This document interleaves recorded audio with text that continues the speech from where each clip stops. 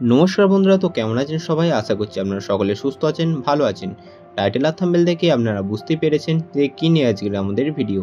তো আজকে আমাদের ভিডিওর মূল বিষয় হলো কিভাবে ড্রাগন ফ্রুট পলিনেশন করতে হয় এবং কিভাবে ড্রাগন ফ্রুট পলিনেশন করলে 100% সাকসেস মিলবে এবং বন্ধুরা কীভাবে পলিনেশন করলে একটি ফুলও নষ্ট হবে না, প্রত্যেক কটা ফুলই ফলে পরিণত হবে।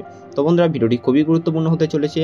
তো আপনাদেরকে একটি অনুরোধ করব যে ভিডিওটি স্কিপ না করে ভিডিওটি সম্পূর্ণ দেখার জন্য। এবং বন্ধুরা ইতিপূর্বে আপনারা যারা চ্যানেলটিকে সাবস্ক্রাইব করেছেন তাদেরকে অসংখ্য ধন্যবাদ, এবং এখনও পর্যন্ত আপনারা যারা আমার এই চ্যানেলটিকে সাবস্ক্রাইব করেননি তাদেরকে একটি অনুরোধ করব যে চ্যানেলটি সাবস্ক্রাইব করে পাশে থাকার জন্য, আরও এরকম নতুন ড্রাগন গাছের ভিডিও পাওয়ার জন্য। তো বন্ধুরা চলুন বন্ধুরা, ড্রাগন ফুল হলো এমন একটি ফুল যেটি সাধারণত রাত্রিবেলা ফুটে থাকে।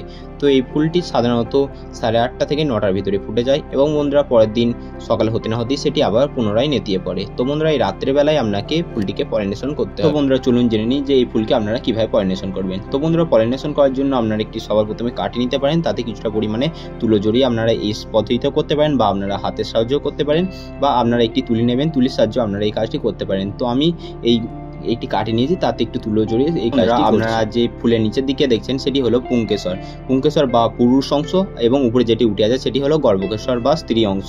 তো বন্ধুরা সেই পুংকেশরে খুব ভালোভাবে আপনার এই তুলিটিকে লাগিয়ে নেবেন, তারপর সরাসরি সেটিকে গর্ভকেশরে লাগিয়ে নেবেন। দেখবেন একটি পাউডার টাইপের বেরিয়ে আসে, সেই পাউডারটিকে আপনার সেই উপরে গর্ভকেশরে খুব ভালোভাবে লাগিয়ে দেবেন, তাহলেই দেখবেন আপনার পরাগমিলন হয়ে গিয়েছে।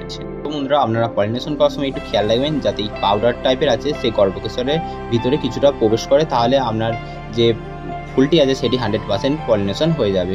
তো বন্ধুরা এই পলিনেশন করলে কি হয় চলুন জেনে নিই। বন্ধুরা আপনার ফুলটি পলিনেশন করলে সেটি 100% ফলে পরিণত হওয়ার সম্ভাবনা থাকে। আপনারা যদি পরাগমিলন না করেন সেক্ষেত্রে অনেকের ফলে পরিণত হয় না বা পচে যায়, কিন্তু আপনারা যদি পলিনেশন করেন সেক্ষেত্রে 99% সেটি ফলে পরিণত হওয়ার সম্ভাবনা থাকে। এই ফুলটি পলিনেশন করলে কি হয়, আপনার যে ফলটি হয় সেটি স্বাভাবিকের তুলনায় অনেকটা বড় হয় এবং সাইজে দ্বিগুণ হয়।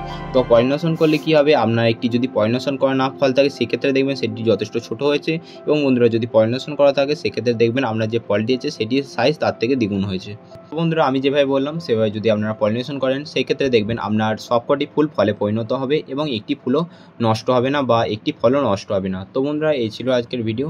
তো বন্ধুরা ভিডিওটি কেমন লাগলো অবশ্যই কমেন্ট করে জানাবেন, এবং বন্ধুরা আমার চ্যানেলে যদি এরকম ড্রাগন গাছের ভিডিও যদি আপনারা দেখতে চান সেক্ষেত্রে আমার চ্যানেলটিকে আপনারা সাবস্ক্রাইব করে দেখা হচ্ছে অন্য কোনো ভিডিও নিয়ে। ততক্ষণ সুস্থ থাকবেন, ভালো থাকবেন এবং আমার ভিডিও দেখতে থাকবেন।